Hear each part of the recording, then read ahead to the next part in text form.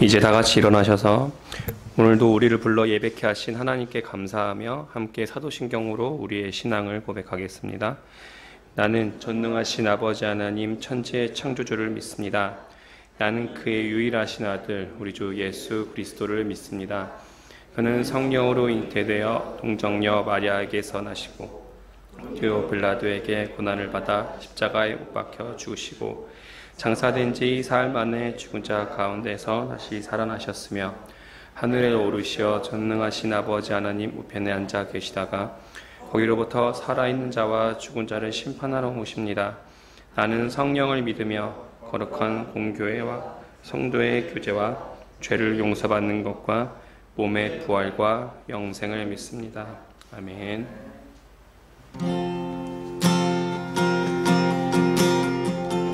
햇살보다 밝게 빛나는 햇살보다 밝게 빛나는 주의 영광 모든 어둠을 비치네. 누구도 주 앞에 다가설 수 없네. 주의 거룩한 보좌 앞에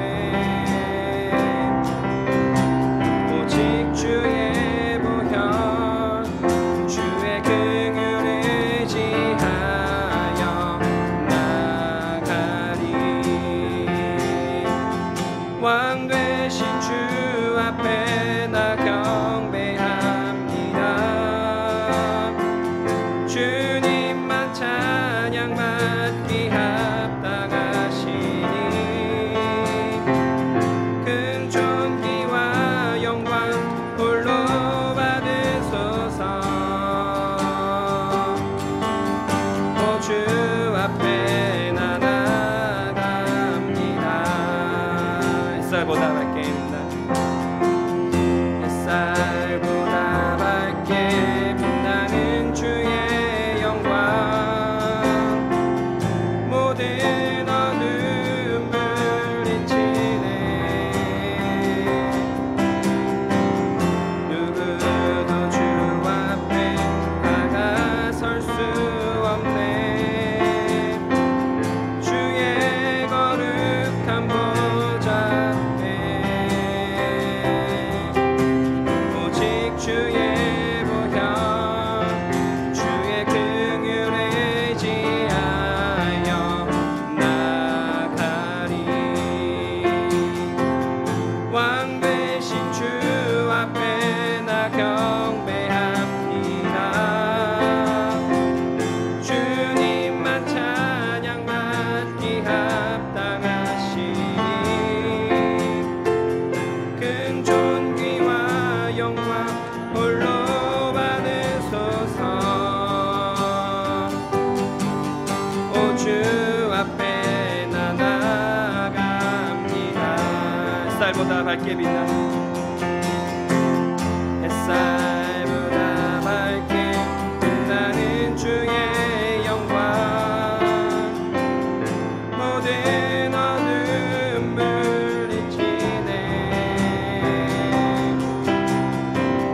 누구도 주 앞에 다가설 수 없네. 주의 거룩한 보좌 앞에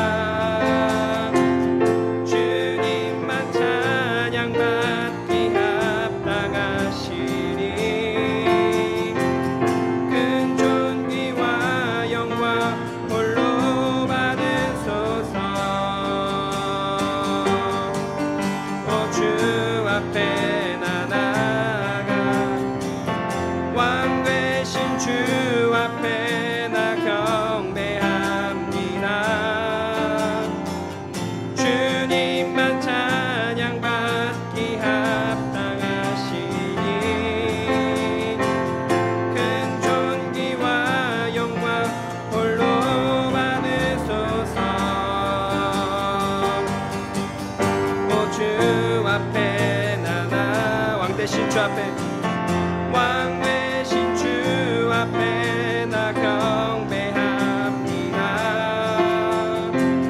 주님만 찬양받기 합당하시니 큰 존귀와 영광 홀로 받으소서.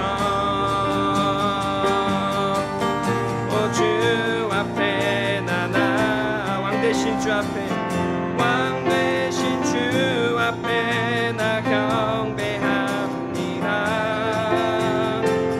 주님만 찬양받기 합당하시니 큰 존귀와 영광 홀로 받으소서. 오 주 앞에 나 나아갑니다.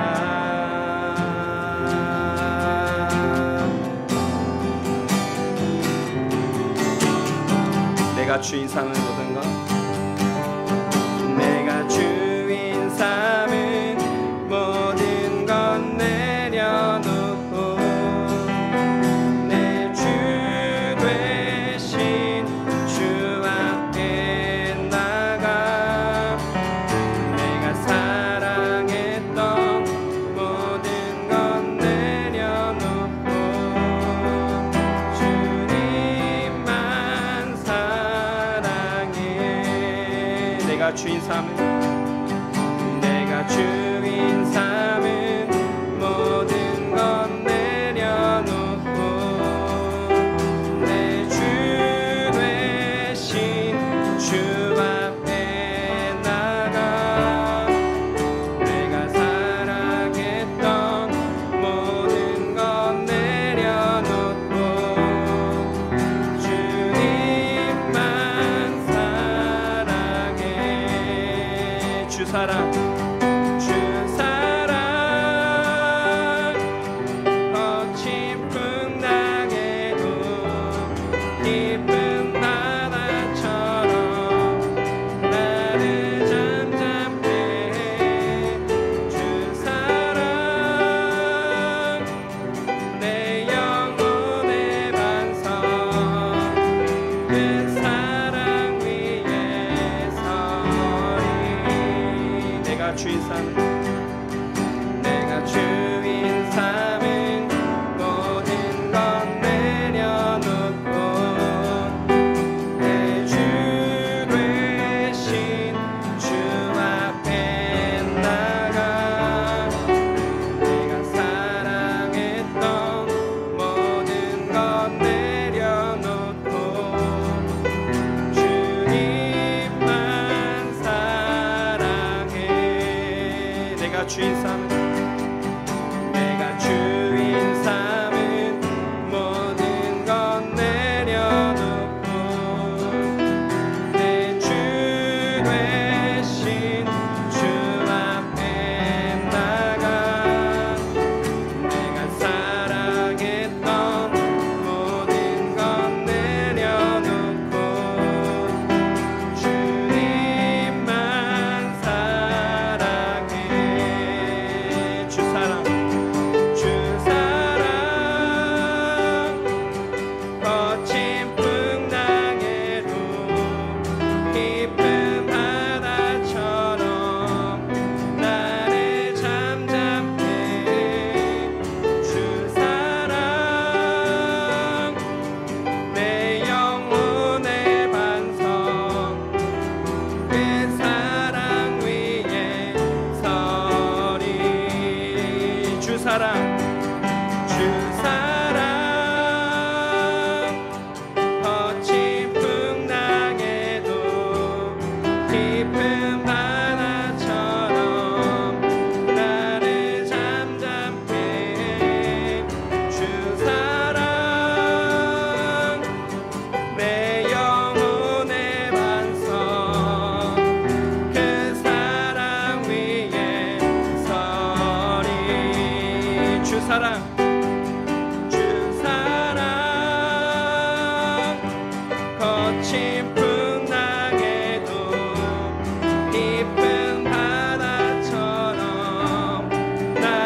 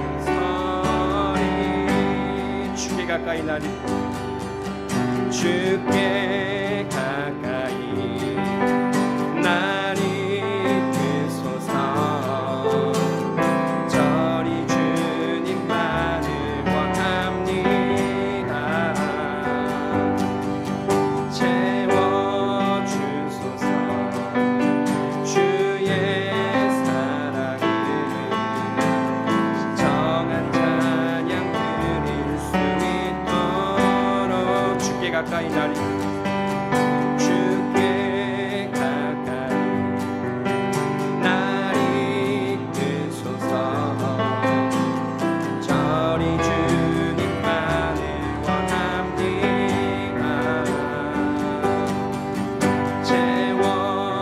채워주소서 주의 사랑을 진정한 찬양 드릴 수 있도록 목마른 나의 영혼 목마른 나의 영혼 주를 부르니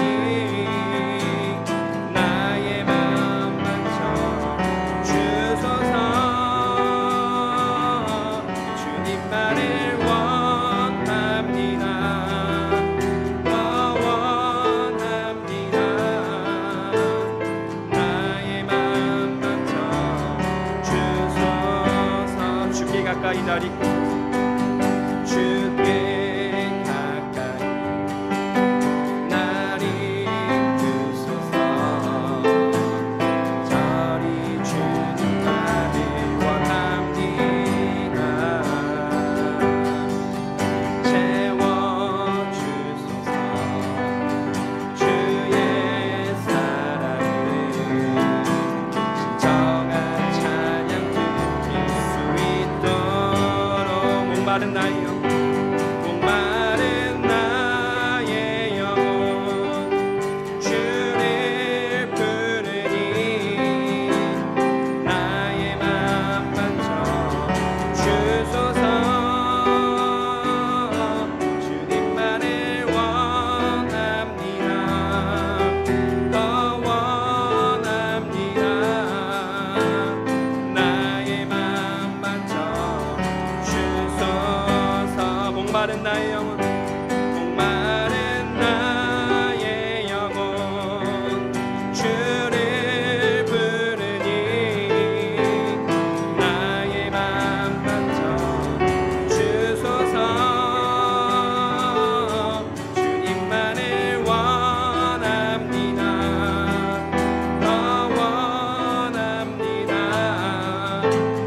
나의 맘 만져 주소서 목마른 나의 영혼 목마른 나의 영혼 주를 부르니 나의 맘 만져 주소서 주님만을 원합니다 더 원합니다 내 맘 만져 주소서 목마른 나의 영혼 주를 부르니 나의 맘 만져 주소서 주님만을 원합니다 더 원합니다 나의 맘 만져 주소서 목마른 나의 영혼 목마른 나의 영혼 주를 부르니 나의 맘 만져 주소서 주님만을 원합니다 더 원합니다 나의 맘 만져 주소서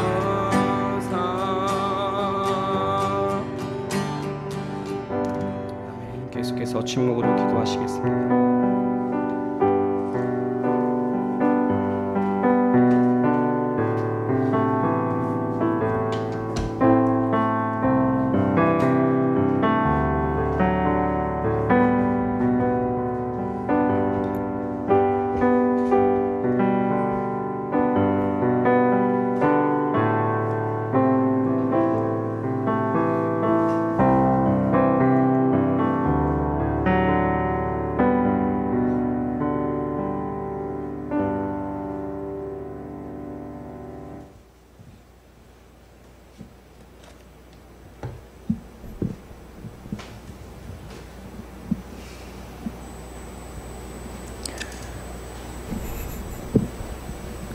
사랑하는 주님, 오늘도 우리를 예배의 자리로 초대하셨습니다.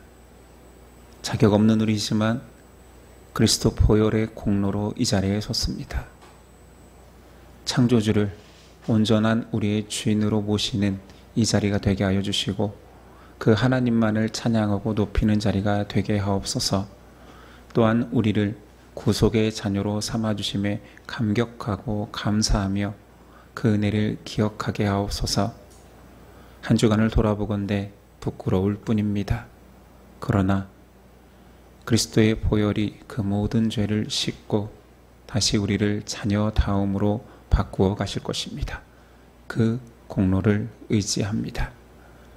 하나님의 은혜에 감사하여서 우리가 작은 예물이지만 우리의 마음을 담습니다. 예물이 쓰이는 곳에 우리 공동체가 굳건히 세워지며 우리를 통하여서 그리스도를 알아가는 자들이 생겨날 수 있도록 복음이 전파될 수 있도록 도와주옵소서. 하나님, 오늘도 우리에게 귀한 말씀을 주실 것입니다.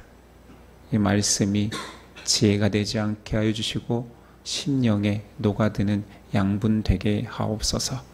맡겨오며 예수 그리스도 이름으로 기도드립니다. 아멘. 우리 일어나셔서 십계명 낭독이 있겠습니다. 하나님이 이 모든 말씀으로 말씀하여 이르시되 나는 너를 애굽 땅 종되었던 집에서 인도하여 낸 내 하나님 여호와니라. 제1은 너는 나 외에는 다른 신들을 내게 두지 말라. 제2는 너를 위하여 새긴 우상을 만들지 말고 또 위로 하늘에 있는 것이나 아래로 땅에 있는 것이나 땅 아래 물속에 있는 것에 어떤 형상도 만들지 말며 그것들에게 절하지 말며 그것들을 섬기지 말라. 제3은 너는 내 하나님 여호와의 이름을 망령되게 부르지 말라. 제4는 안식일을 기억하여 거룩하게 지키라. 제5는 내 부모를 공경하라. 제6은 살인하지 말라. 제7은 간음하지 말라. 제8은 도둑질하지 말라. 제9는 내 이웃에 대하여 거짓 증거하지 말라. 제10은 내 이웃의 집을 탐내지 말라. 예수께서 이르시되 내 마음을 다하고 목숨을 다하고 뜻을 다하여 주 너의 하나님을 사랑하라 하셨으니 이것이 크고 첫째 되는 계명이요 둘째도 그와 같으니 내 이웃을 내 자신같이 사랑하라 하셨으니 이 두 계명이 온 율법과 선지자의 강령이니라. 아멘.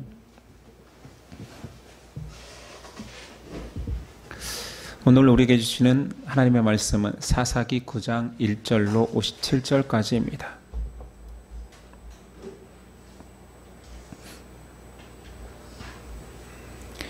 사사기 9장 1절로 57절까지이지만 너무 길어서 봉독은 1절에서 21절까지만 하겠습니다.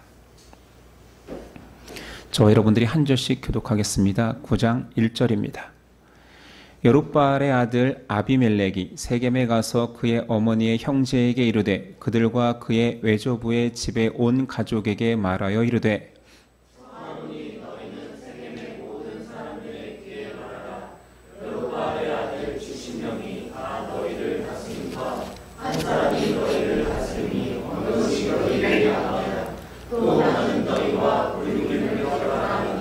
그의 어머니의 형제들이 그를 위하여 이 모든 말을 세겜의 모든 사람들의 귀에 말하매 그들의 마음이 아비멜렉에게로 기울어서 이르기를 그는 우리의 형제라 하고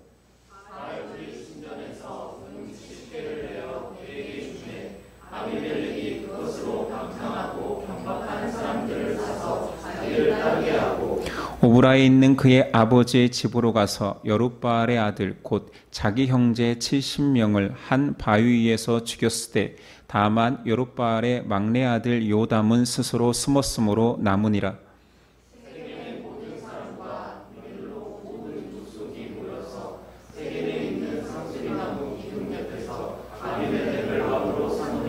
사람들이 요담에게 그 일을 알림해 요담이 그리심산 꼭대기로 가서 서서 그의 목소리를 높여 그들에게 외쳐 이르되 세겜 사람들아 내 말을 들으라. 그리하여야 하나님이 너희의 말을 들으시리라.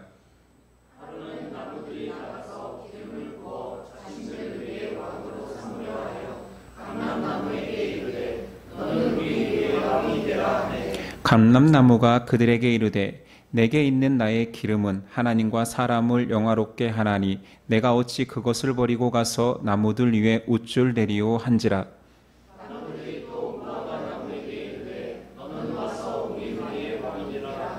무화과 나무가 그들에게 이르되 나의 단 것과 나의 아름다운 열매를 내가 어찌 버리고 가서 나무들 위에 웃줄 내리오 한지라.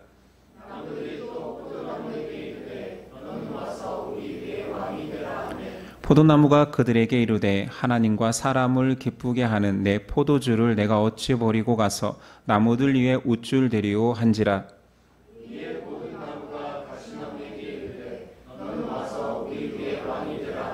가시나무가 나무들에게 이르되 만일 너희가 참으로 내게 기름을 부어 너희 위에 왕으로 삼겠거든 와서 내 그늘에 피하라. 그리하지 아니하면 불이 가시나무에서 나와서 레바논의 백향목을 사를 것이니라 하였느니라.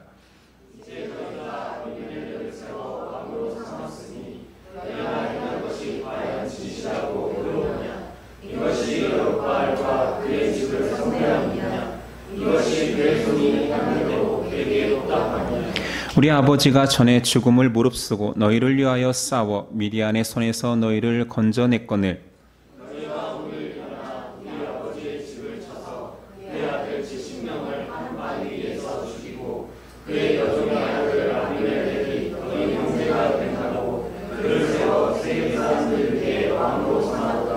만일 너희가 오늘 여룻바알과 그의 집을 대접한 것이 진실하고 의로운 일이면 너희가 아비멜렉으로 말미암아 기뻐할 것이요 아비멜렉도 너희로 말미암아 기뻐하려니와.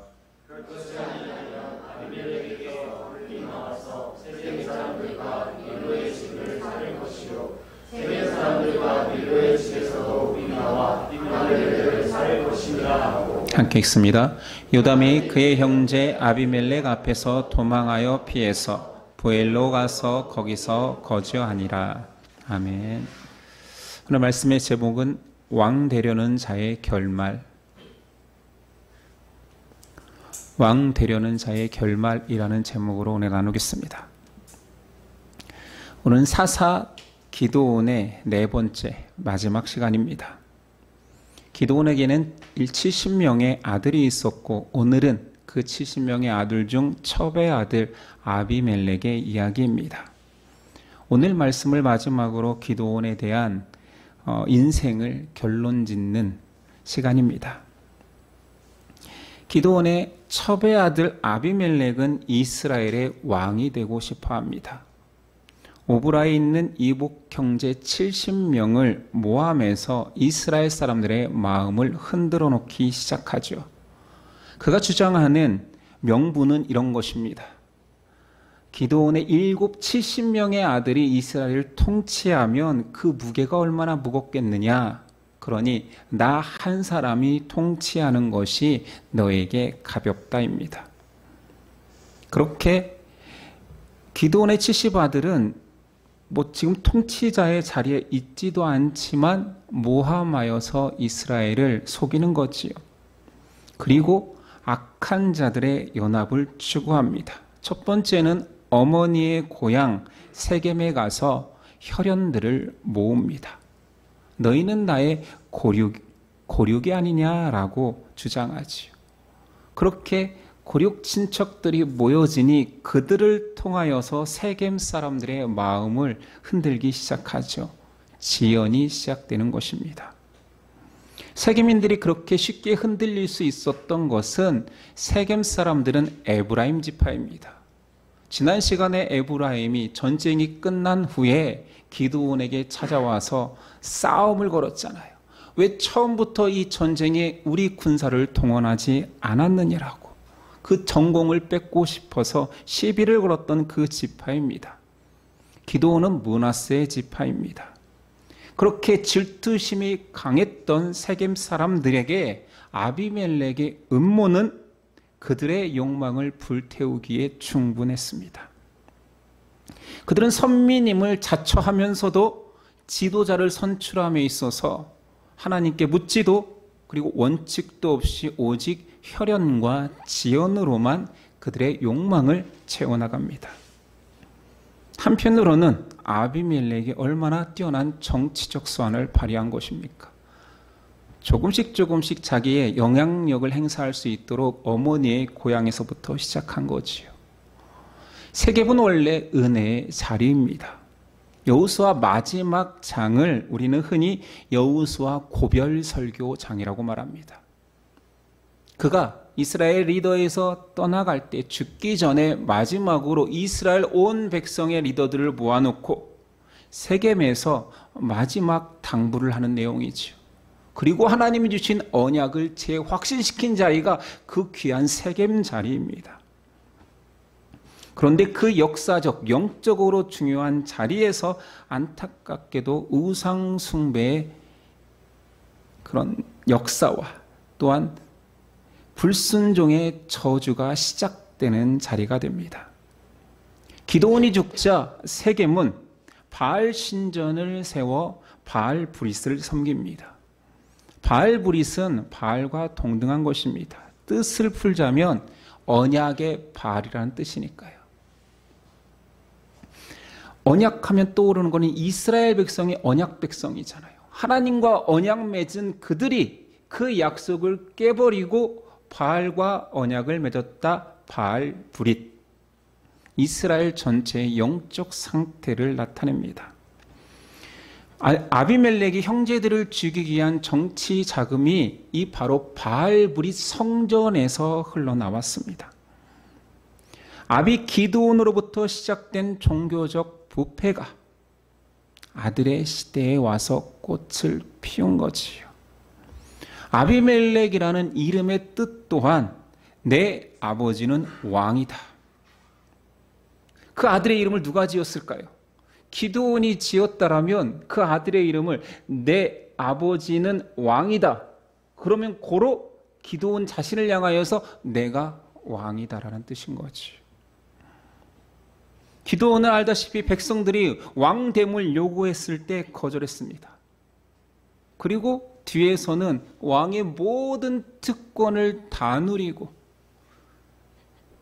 자기 욕심을 위해서 금을 취하여서 에봇을 만들고 수많은 첩을 두어서 아들을 70명까지 낳았다고 성경은 고발하고 있습니다. 성경은 한 사람의 일탈 배신을 말하고 싶어서 이 이야기를 폭로하는 것이 아니라 인간의 죄성을 드러내고자 합니다. 한 사람의 숨겨진 야망이 결국은 싹을 틔워 형제를 학살하고 동족을 학살하는 비극을 낳는다라는 것을 오늘 말씀은 보여주고 싶은 거지요. 자, 계속 아비멜렉의 행적을 보겠습니다. 세겜에서 결국 그는 왕이 됩니다. 왕으로 세워진 곳은 상수리 나무 기둥 곁.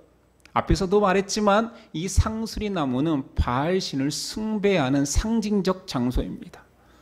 그러니까 왕됨에 있어서 하나님의 제가를 받은 것이 아니라 세겜 사람들, 욕망에 불타오르는 세겜 사람들의 지지와 바알신의 제가를 받아 그가 왕이 된 것이지요.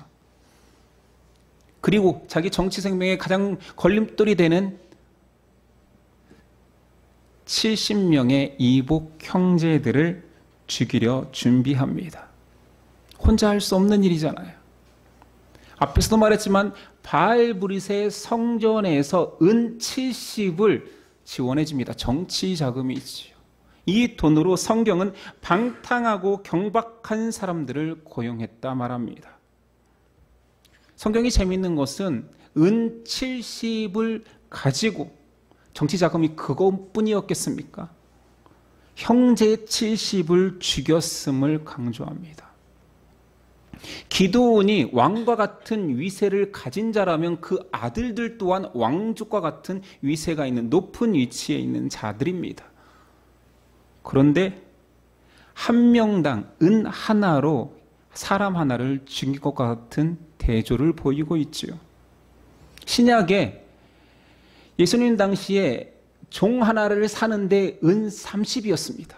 근데 단순히 은전 하나로 형제, 왕자와 같은 신분의 기드온 아들 하나를 죽였다라는 것은 처참한 개죽음을 당했다라는 거지요. 욕망에 사로잡힌 사람에게 사람의 생명의 존엄성은 은 한 푼의 가치 받게 되지 않습니다. 근데 다행히도 기드온의 막내 아들 요담이 살아남습니다.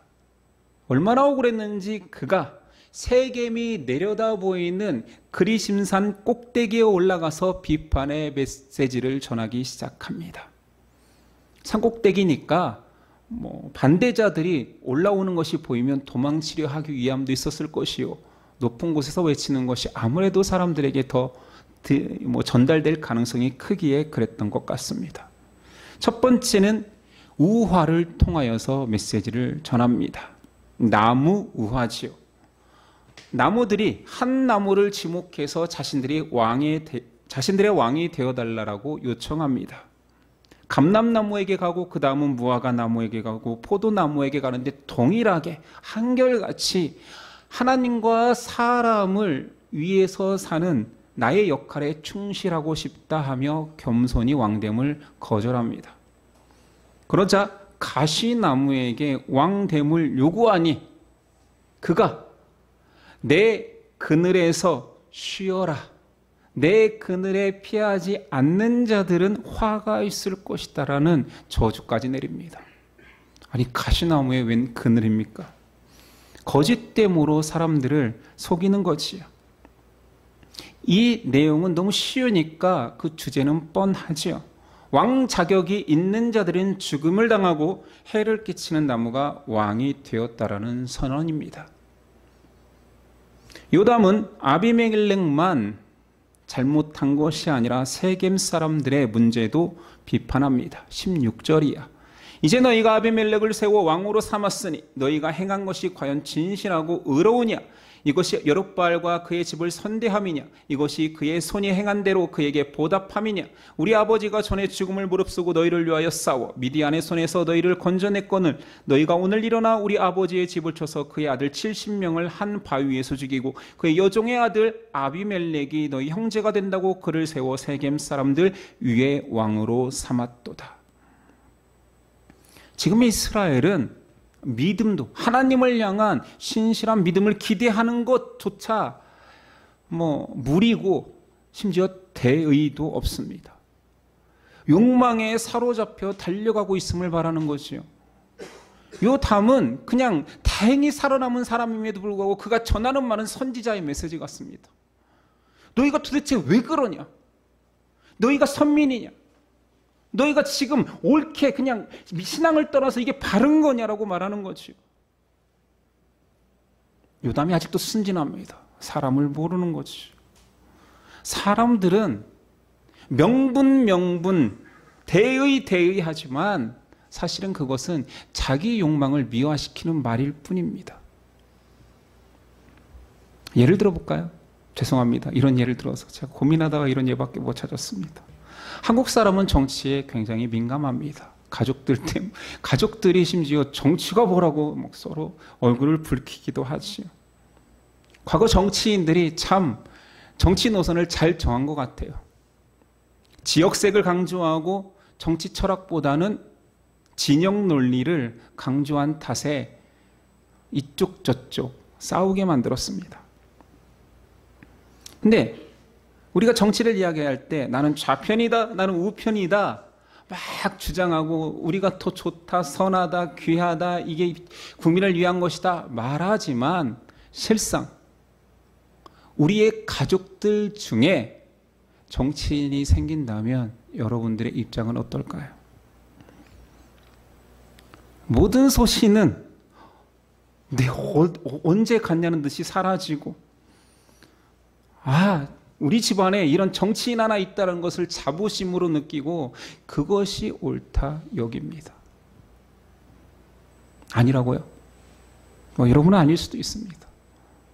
제가 평소에 배울 점이 많았던 지인 한 분이 있습니다.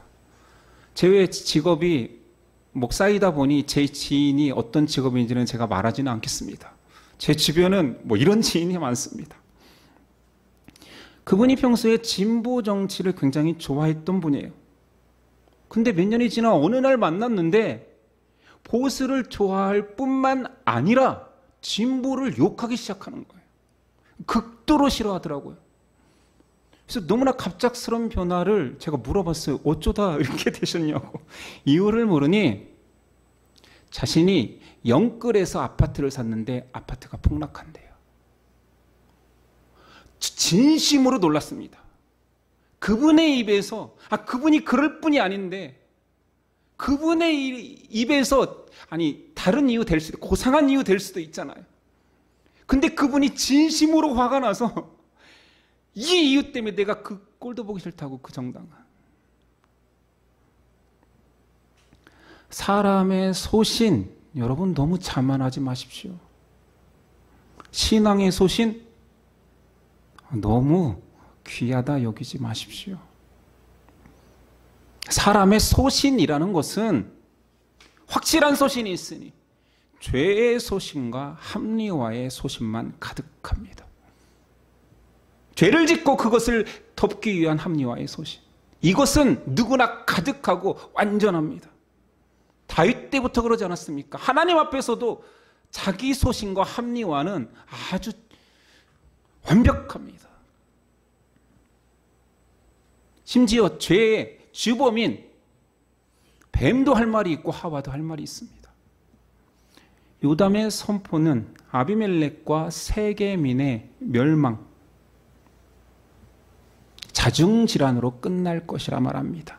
만일 그들이 공모한 일이 의롭다면 그들은 평안할 것이요, 만일 그들의 일이 불의하다면 그들 안에서 내분이 생겨 서로 대적할 것이라고 선포하지요. 요담의 선포에 의해서 그렇게 이루어진 일이 되는 것이 아니라 이제 하나님의 개입, 하나님의 심판이 시작됩니다. 22절이야. 아비멜렉이 이스라엘을 다스린 지 3년에 하나님이 아비멜렉과 세겜 사람들 사이에 악한 영을 보내심에 세겜 사람들이 아비멜렉을 배반하였으니 이는 여룻바알의 아들 70명에게 저지른 포악한 일을 갚되 그들을 죽여 피 흘린 죄를 그들의 형제 아비멜렉과 아비멜렉의 손을 도와 그의 형제들을 죽게 한 세겜 사람들에게로 돌아가게 하심이라.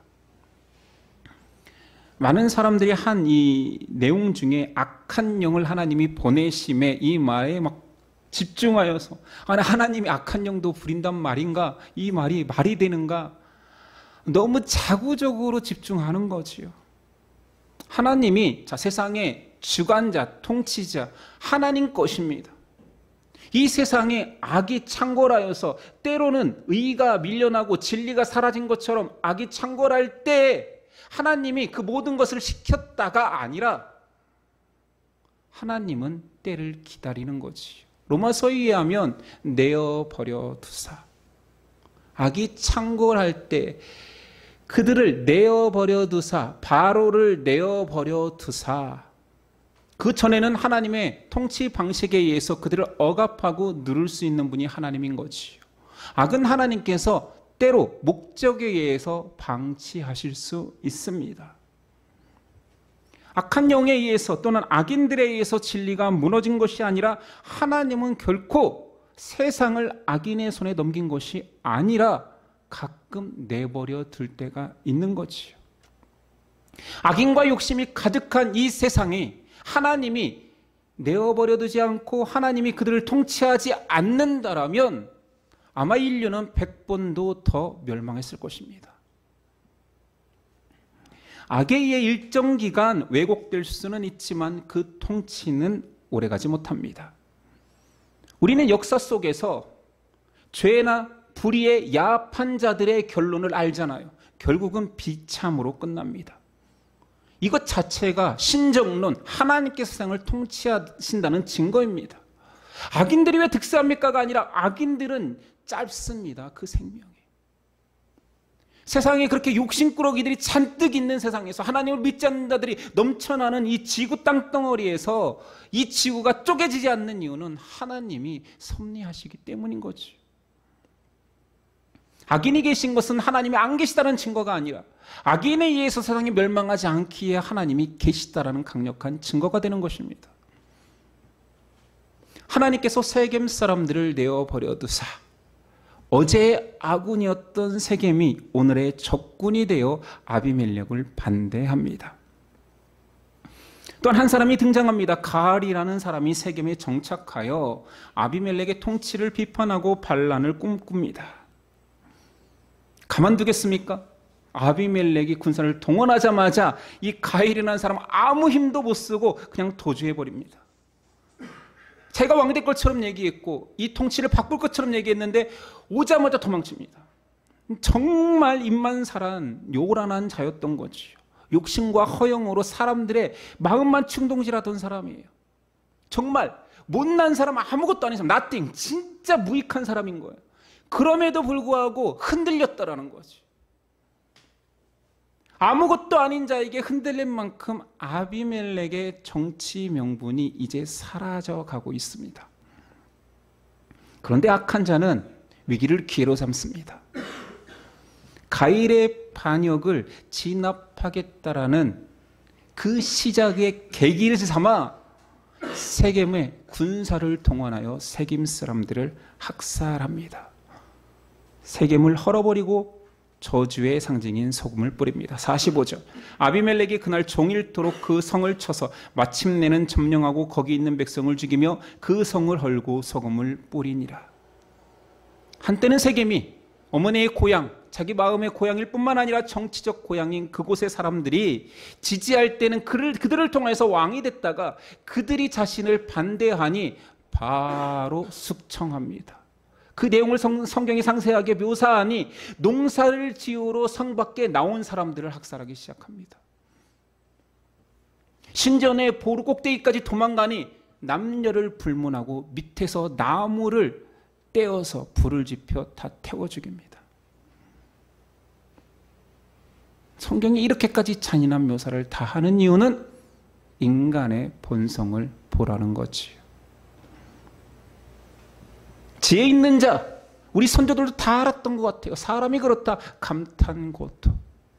달면 삼키지 쓰면 뱉어버린다. 마음이 끌리면 누구에게라도 천사처럼 대하다가 내 마음이 끌리지 않거나 내 이익에 반하면 악마처럼 돌멸합니다.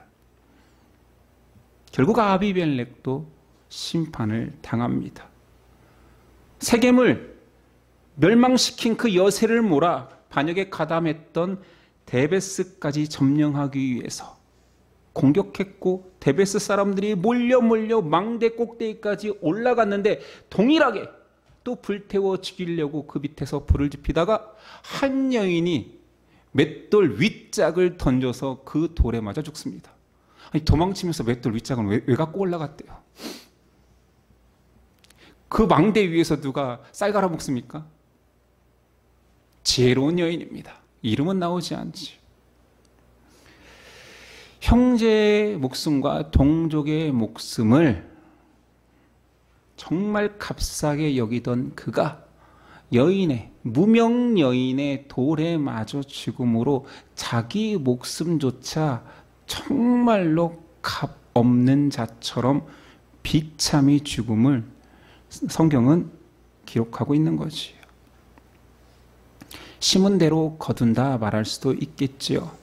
그러나 이는 세상 통치 원리도 주관하시는 하나님의 섭리입니다. 예수님은 비슷한 말을 이렇게 말했습니다. 검을 가진 자는 검으로 망한다. 이 또한 뿌린 대로 거둔다라는 뜻이겠지요. 아비멜렉은 무엇을 뿌렸기에 이런 비참한 결론에 이르렀을까요? 그 씨앗의 시작은 아비멜렉이 아니라 기드온이었습니다.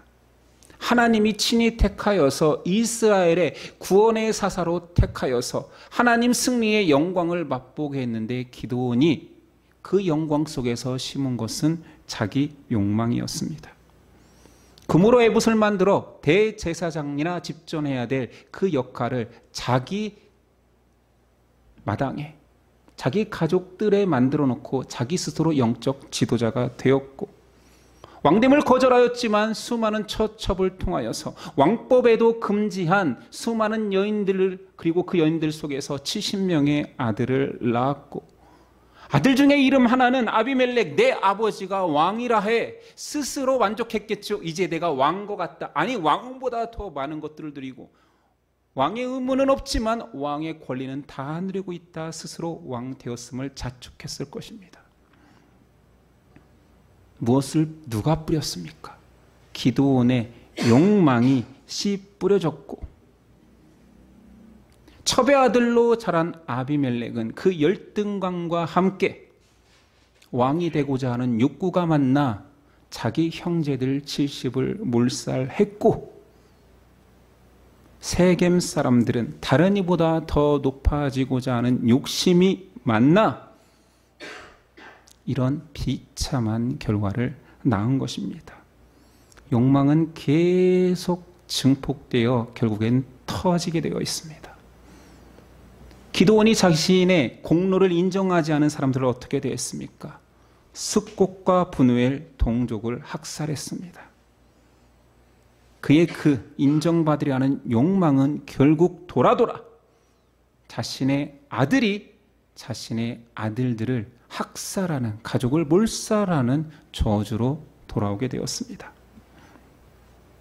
사사기의 결론을 이 말씀만 보면 편하게 그냥 뿌린 대로 거둔다, 정의는 승리한다 라고 말해서는 안 됩니다.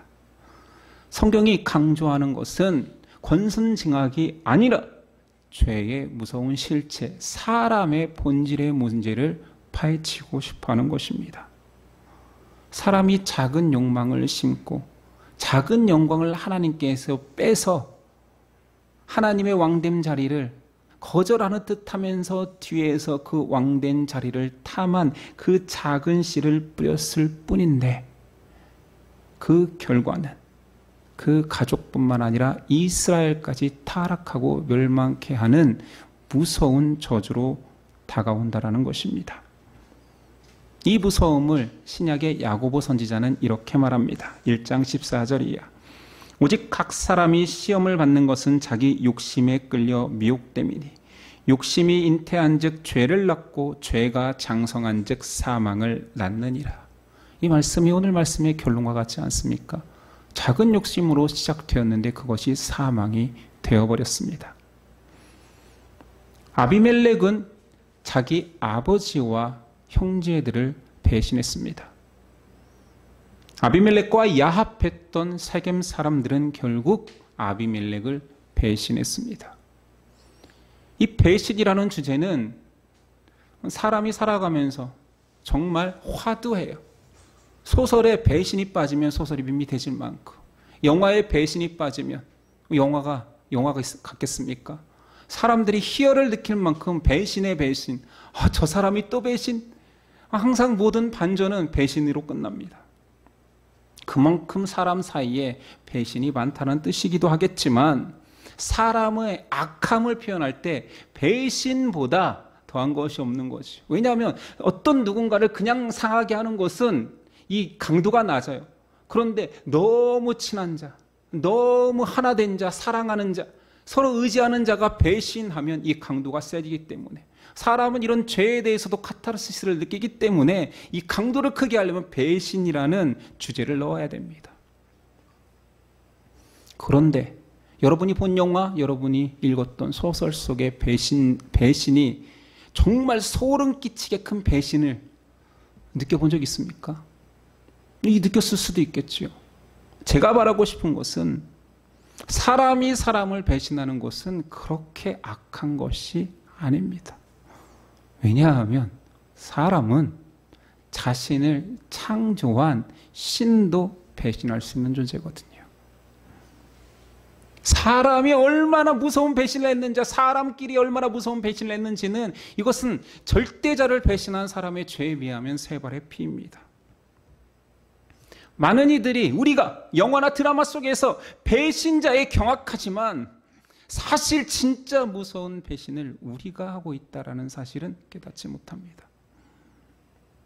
끊임없이 하나님을 배신하고 또 배신하고 또 배신하고, 잘못했다고 돌아오고 또 배신하고, 이게 이스라엘 전체의 모습 아닙니까? 그 무서운 배신, 피조물이 창조주를 배신하고 무시하고 심지어 그의 자리까지 않는 그 피조물의 배신을 우리는 크다 여기지 않는 거예요. 자, 우리는 기도원 4시간에 걸쳐서 기도원 이야기를 다루었습니다. 이 전체 내용 속에서 가장 강력한 빌런은 누구입니까? 가장 강력한 악인은 누구입니까?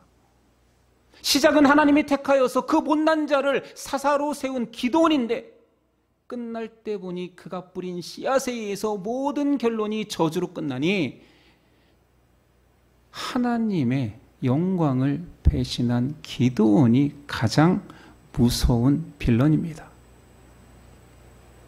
그래도 아직도 기도원, 사사 기도원을 본받자, 기도원의 300용사, 기도원을 본받아, 기도원처럼 점령하자.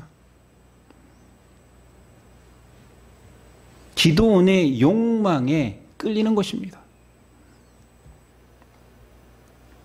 70번씩, 70번씩 7번을 용서하고 또 용서하는 우리는 예수님을 알잖아요.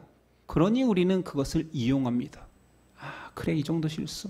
지난번에도 하나님께서 용납해 주셨지. 예수님이 용서해 주실 거야. 그래, 한 번만 더 하자. 한 번만 더 하자.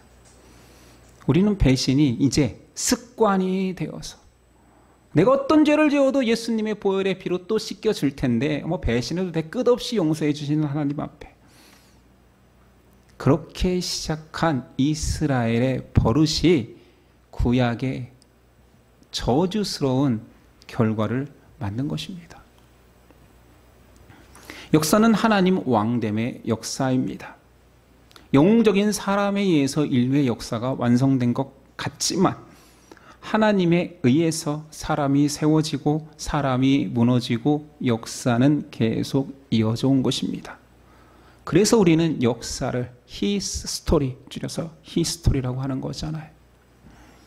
사사 기도원은 하나님의 영광을 맛본 자입니다. 그런데 안타깝게도 그는 역사의 주인이 자신이라고 착각했습니다.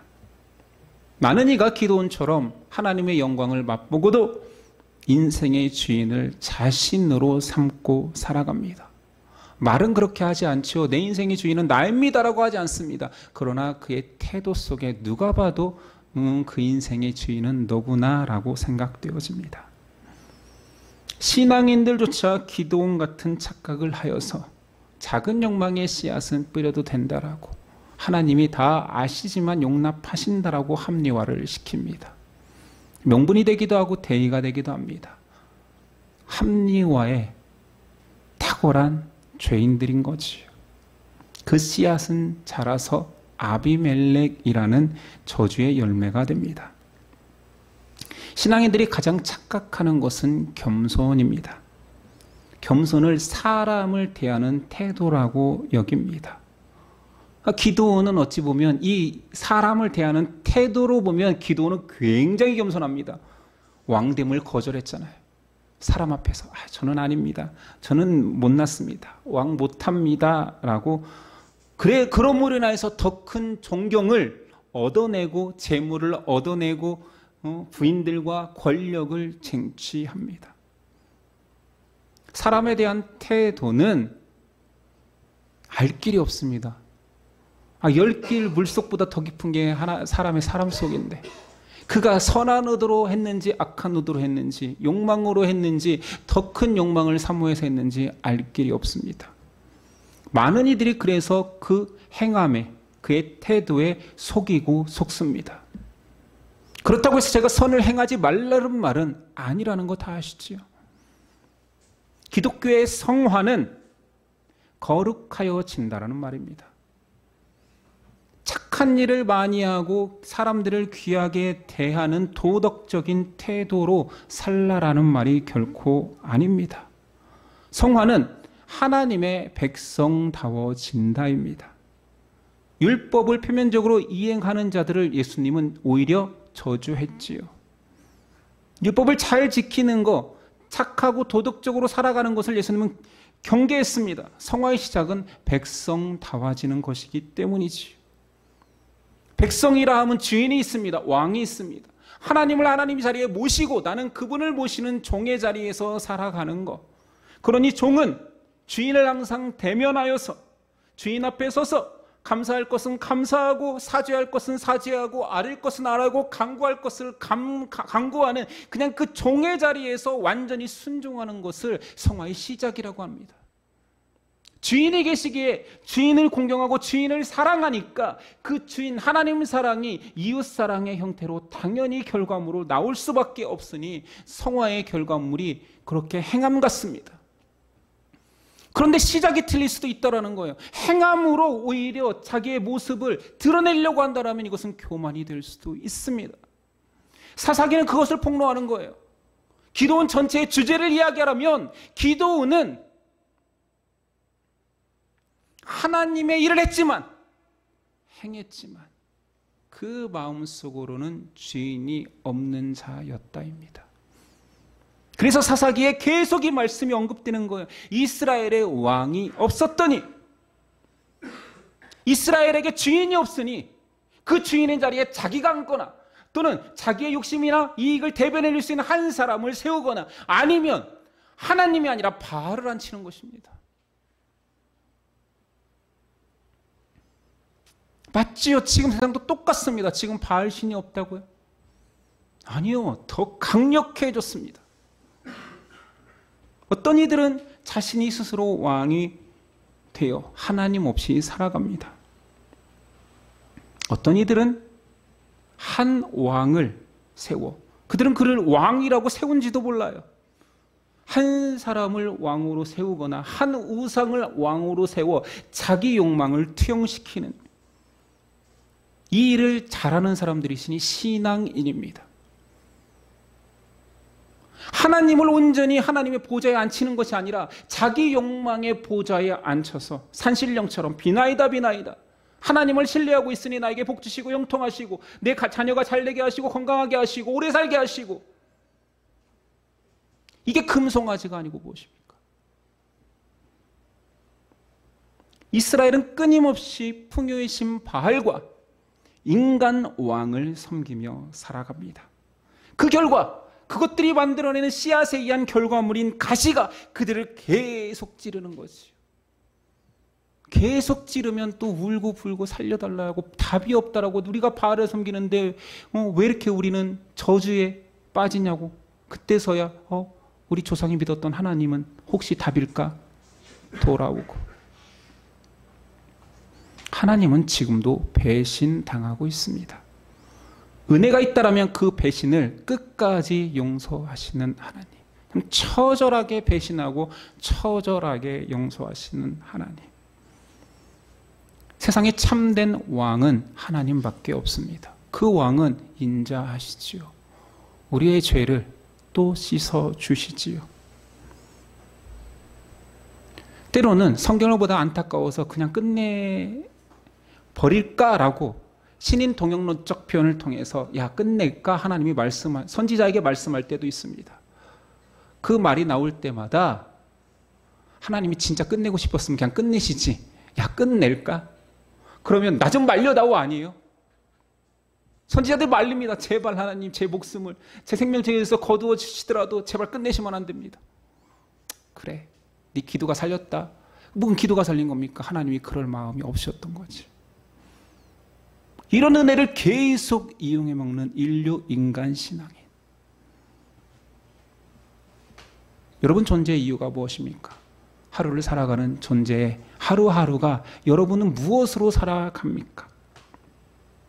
하나님 영광을 위해서 산다라고 입만 벌리는 기도원이 되어서는 안 됩니다. 우린 진실로 하나님의 영광을 위하여 사는 자들입니다. 우상숭배의 경고는 세상 사람들을 향한 경고가 아니라 하나님 대신하여 우상을 만드는 신앙인 이스라엘, 영적 이스라엘은 우리를 향한 경고입니다. 사사기는 기드온을 욕하려 한 게 아닙니다. 기드온을 통한 우리 안에 동일하게 존재하는 욕망과 하나님의 자리를 앉고 싶어하는 교만의 죄를 폭로하는 것입니다. 하나님께 내려놓읍시다.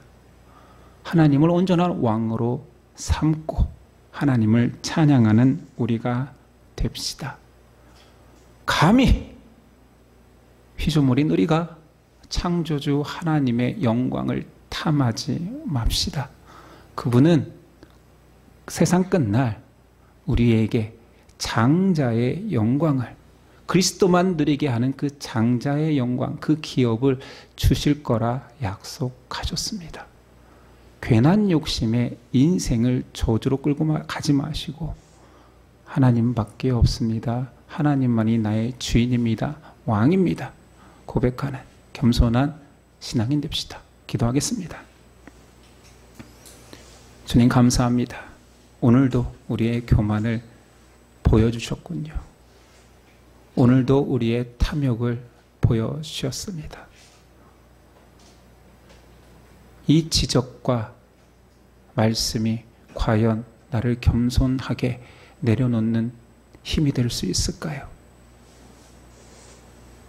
교훈으로 받아들이면 불가한 일이지만 오늘 말씀 주시는 성령님의 감동이라면 능히 우리를 바꿀 것입니다. 십자가의 공로에 힘입어 주의 백성 되었사오니 그리스도께서 말씀하신 내 십자가를 지고 따라갈 수 있는 믿음도 허락하옵소서. 맡겨오며 예수 그리스도의 이름으로 기도드립니다. 아멘. 일어나서 결단 찬송 드립니다.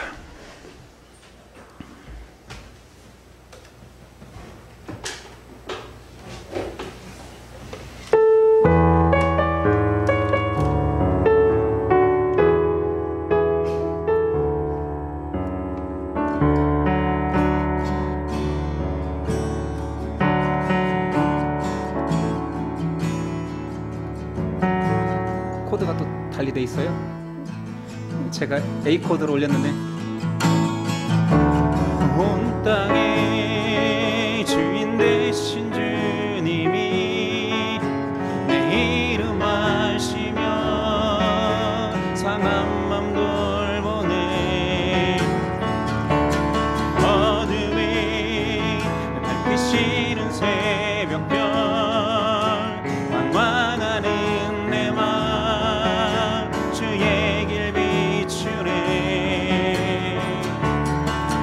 나로 인함이 아닌 주가 행하신 일로 나의 행함이 아닌 오직 주로 인하여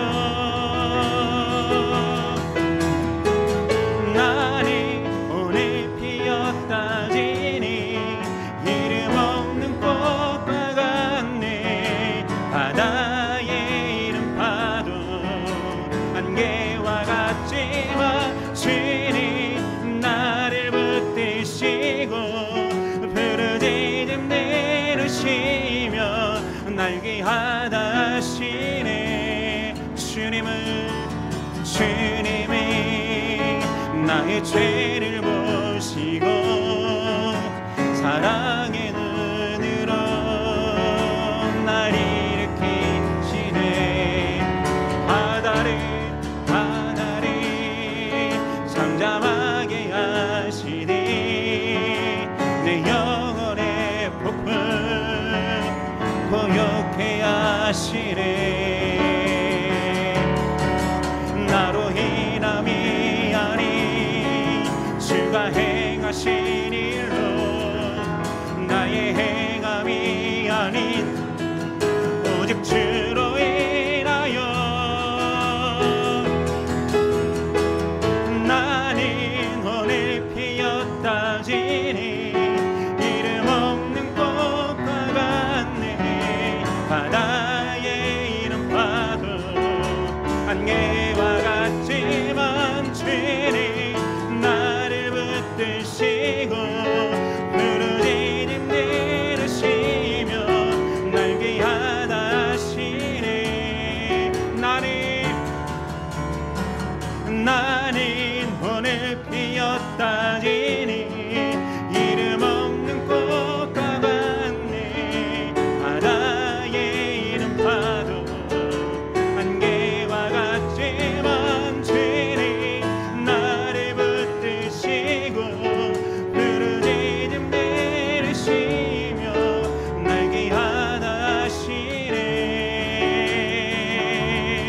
나오지 주의 것 나오지 주의 것 나오지 주의 것 나오지 주의 것 나는 오늘 피었다 지니 이름 없는 꽃과 같네 하나의 이름 봐도 안개와 같지만 주는 나를 붙드시고 푸른 이름 내리시며 날개 하나시네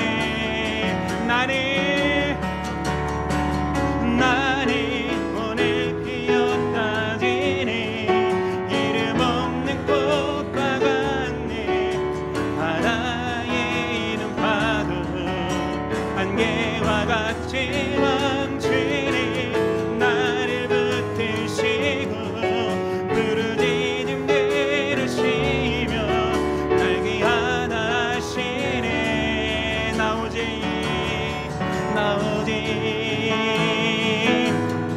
주의 것 나오지 주의 것 나는 오직 나오지 주의 것 나오지 주의 것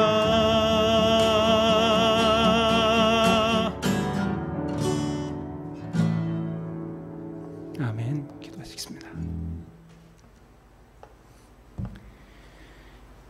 이제는 우리 주 예수 그리스도의 그 놀라운 은혜와 하나님의 그 큰 사랑과 세상 끝날까지 함께 하시는 성령님의 교통하심이 지금부터 영원까지 함께 하시기를 간절히 축원하옵나이다.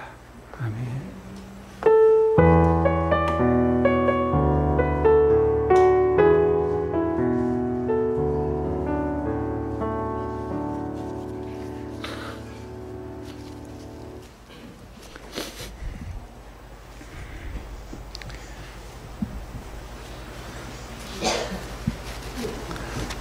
우리 옆 사람과 인사했으면 좋겠습니다.